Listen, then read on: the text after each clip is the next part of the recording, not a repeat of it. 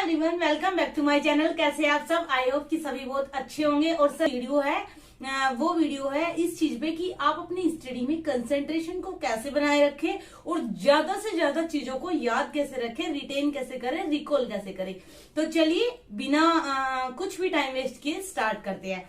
First चीज की आपको कंसंट्रेशन कैसे बढ़ाना है। तो जब आप स्टार्ट करते हैं और एक गैप देके करते हैं, जैसे कि मैंने किया था, क्योंकि मेरा गैप हो चुका था, मतलब स्टडी में गैप नहीं हुआ था, एसएससी सीजीएल की मेरी प्रिपरेशन चल रही थी, बट एक जो आपकी ग्रेजुएशन के बीच में गैप होता है वो गैप हो चुका आती है। जब आप गैप के बाद स्टार्ट करते हैं तो मेमोरी लॉस होता है, जो मेरे साथ भी हुआ था। कई दिन तक मुझे चीजें याद नहीं रहती थी, मतलब बेबी होने के बाद मैं रिटेन नहीं कर पाती थी कि मैंने कुछ याद किया और वो लर्न नहीं हो रहा है। तो उस कंडीशन में आपके साथ कोई भी एस्पिरेंट हो सकता है, कॉलेज स्टूडेंट हो सकता है, जॉब वाला हो सकता है, क्योंकि जब आप एक जॉब में हो जाते हो, देखो काम तो आप वहां पे भी करते हो, बट वो वर्क अलग है और आपका किसी एग्जाम के लिए प्रिपरेशन करना एक अलग चीज हो गई।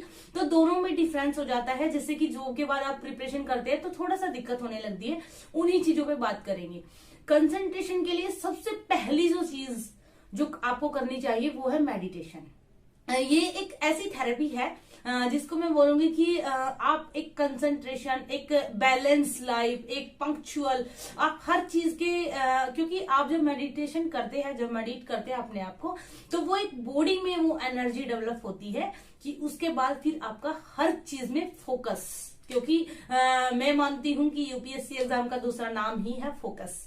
आपको हर चीज में फोकस रखना है। आप अपने एग्जाम हॉल तक में गलतियां करते हो कि आपको सही नहीं है के बीच का नहीं दिखाई दिया, आपने सही है पे टिक कर दिया और जब गोला भर दिया तो बाद में देखने का कोई फायदा ही नहीं है।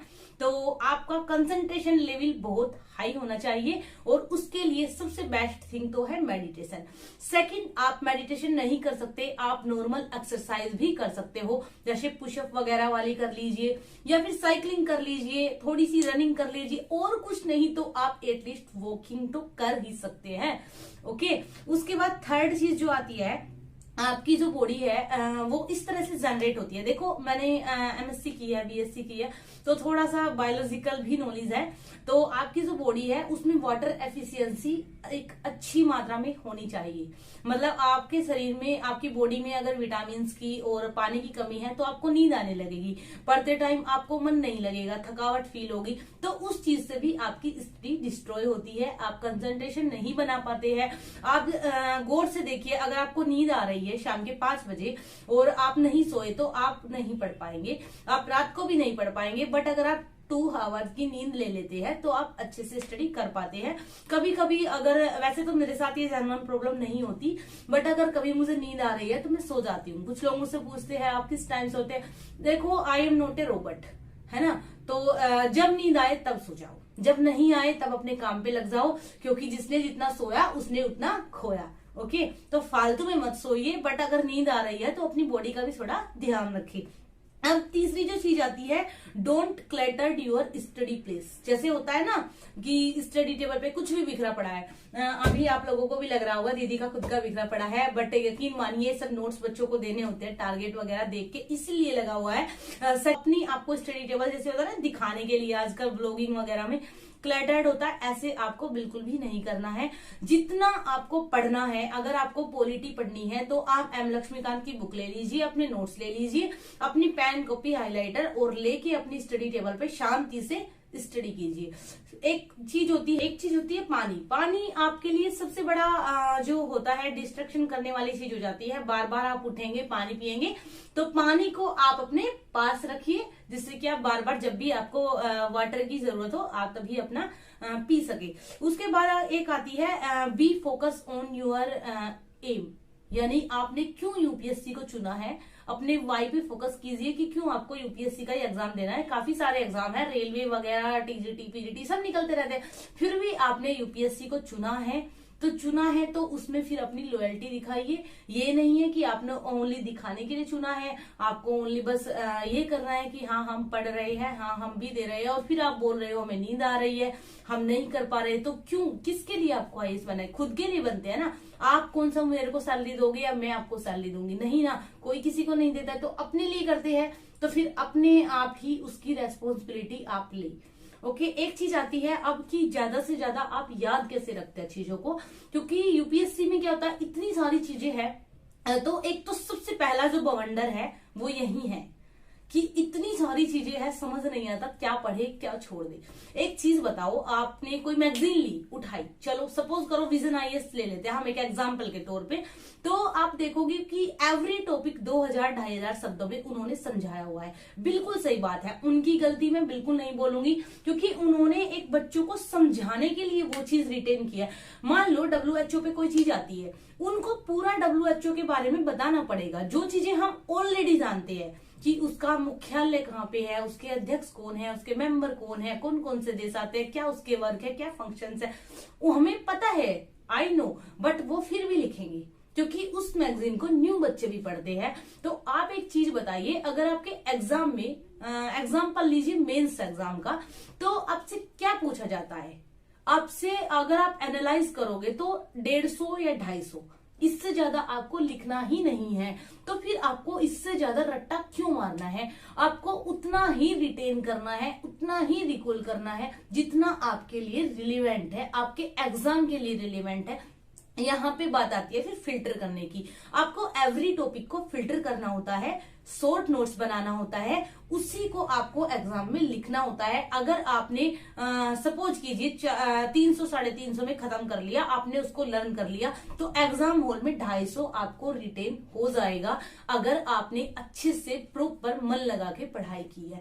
अब यहाँ पे ही बच्चे डिस्ट्रैक्ट होते हैं। मैंने देखा है मुखर्जी नगर में बुक्स की दुकान बनी हुई है, रूम कम, तो होता क्या है कि इतनी सारी, देखो मैं एक चीज मानती हूँ, सिलेक्शन होना ना होना वो एक अलग बात है, आप फेलियर नहीं होते हो फेल होके भी, क्योंकि कुछ नॉलेज गेन हो रही है। इधर उधर खड़े होके बातें करने से क्या गेन होता है, वहां वो लोग फेलियर है जो कुछ स्टार्ट ही नहीं करते, जो एटलीस्ट ट्राई कर रहे हैं वो कभी फेलियर नहीं होते, भले ही नो के नो अटेम्प्ट में कोई आईएएस ना बने, क्योंकि यूपीएससी की जर्नी एक ऐसी जर्नी है जिसमें आप हर फील्ड में हीरो हो जाते हो।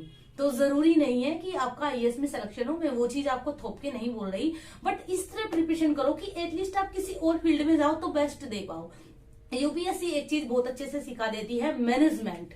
आप चीजों को मैनेज करना सीख जाते हो, 10-12 सब्जेक्ट को एक साल में कवर कैसे करना है, एक स्ट्रेटजी बनाना, ये चीजें आपको यूपीएससी की जर्नी सिखाती है। मैं आपको अगर ईमानदारी से बताऊं, जब तक मैंने यूपीएससी की प्रिपरेशन नहीं की थी तो मुझे अपना घर भी अच्छे से मैनेज करना नहीं आता था, बट सब चीजें आज मैं मैनेज कर रही हूँ। अपना पढ़ाई, अपना वर्क, जो बच्चों के मेंटोरशिप ग्रुप चल रहे हैं, 5 ग्रुप चल रहे हैं, ऊपर से आंसर राइटिंग ग्रुप अलग से है, उसके बाद फिर मेरी खुद की स्टडी है, इंटरव्यू की प्रिपरेशन है, मेरा बेटा है, हर चीज को मैनेज करना वो यूपीएससी ही सिखाती है। तो ऐसा नहीं है कि आप इस जर्नी में अगर अपना टाइम देते हैं तो वे वेस्ट है, बिल्कुल भी नहीं है। भले ही आईएएस बने या ना बने, बट आप हर फील्ड में अच्छे खासे, कहीं पे 10 लोग बैठे हो वहां पे भी आप सबसे अलग नजर आते हो। तो यहाँ पे आपको जो ध्यान देना है, आपको उतना ही पढ़ना है जितना आपके एग्जाम के लिए रिलेवेंट है। ये या तो आप किसी टीचर से या किसी गाइडर या किसी मेंटोर, किसी से भी सीख सकते हो, या फिर मेरी वीडियोज ऐसे ही जाती रहेगी तो धीरे धीरे आपको चीजों का पता चलता जाएगा। आपको किसी भी चीज का रट्टा नहीं मारना है, चीजों को समझना है।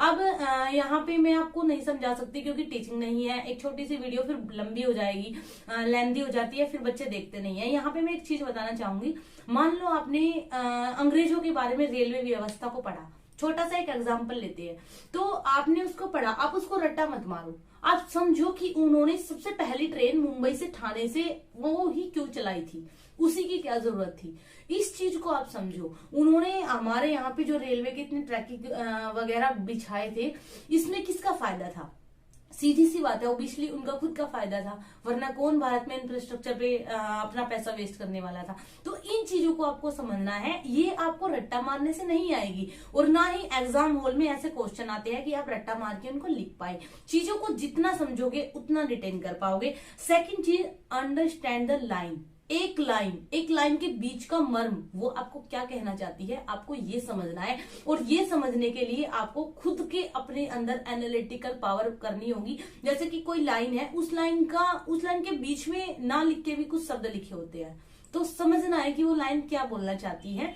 थर्ड चीज विजुअल मेमोरी यानी माइंड मैप। आपके जो नोट्स है वो माइंड मैपिंग फॉर्म में जितने होंगे उतने आप जल्दी उनको याद कर पाएंगे। तो विजुअल मेमोरी कर सकते हो, जैसे चित्र से याद कर सकते हो। जैसे मैंने सारे स्टेट की लोकसभा राज्यसभा की सीटें चित्र से याद की है, तो ऐसे भी आप कर सकते हो मैपिंग वगैरह। हमारे जो ग्रुप के बच्चे हैं उनको मैं मैपिंग वगैरह के नोट्स खुद दूंगी।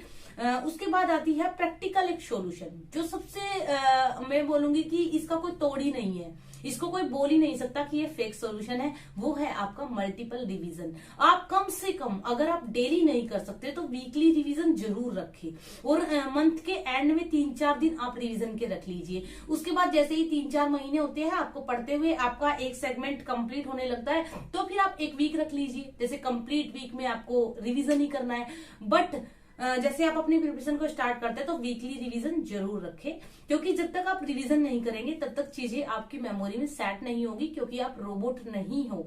उसके बाद बात आती है यहाँ पे इसका कोई शॉर्टकट नहीं है, आपको रिवीजन करना ही करना है।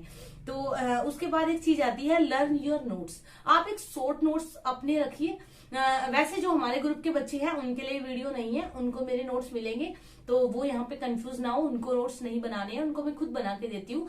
बट जो यूट्यूब वाले बच्चे हैं आपको शॉर्ट नोट्स अपने बनाने चाहिए, क्योंकि जब एग्जाम टाइम आता है, जैसे ही स्पेक्ट्रम सपोज कीजिए एग्जाम में 1 महीना है, आप कितनी बार उसको रिवीजन कर सकते हैं? 1 बार, 2 बार, 3 बार, मतलब एग्जाम टाइम में। अभी तो कर लो, 10 बार भी कर लो, बट एग्जाम टाइम में आप उसको 2-3 बार ही रिवीजन कर सकते हो, क्योंकि टेस्ट सीरीज भी होती है, करंट अफेयर भी होती है, बाकी सब्जेक्ट भी होते हैं।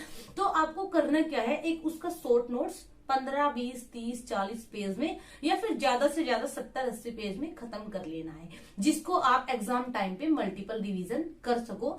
तो उसके बाद आपको क्या करना है, पेशेंस रखना है। स्टार्टिंग में कुछ भी नहीं होता है। कुछ बच्चों को लगता है कि हमने आज स्टार्ट किया है, हमने ज्योग्राफी का चैप्टर उठाया है, हम उसको लर्न कर लेंगे और अगले ही दिन हम उसमें रट्टे मार देंगे और सब कुछ सुना देंगे। तो ऐसा बिल्कुल भी नहीं होता है। आपको वो चीजें जब आप मल्टीपल पूरे ईयर पढ़ते रहे तब आपको वो रिटेन हुई। ये सेम चीज यहाँ पे भी है। फर्स्ट डे से आप अपने आप को ये मत समझो कि आप IAS बन गई। ओके, थोड़ा सा पेशेंस रखो। धीरे धीरे जब आप एक लेवल में जाओगे, रेफरेंस बुक, स्टैंडर्ड बुक, उसके बाद नोट्स, उसके बाद रिवीजन, तब आपको खुद ही लगेगा कि ठीक ठाक 60-70% अब मैं हो चुका हूं और अब मैं प्रीलिम्स एग्जाम आराम से दे सकता हूं। उसके बाद बात आता है वीकली रिवीजन। ये मैंने पहले भी बीच में बता दिया, weekly revision, monthly revision and now इससे अच्छा मुझे नहीं लगता कि इससे ज्यादा अच्छा फिर कोई कर सकता है, और जो कर सकता है उनके लिए भी अच्छी बात। और now thanks for watching, keep supporting, keep loving and bye. और प्लीज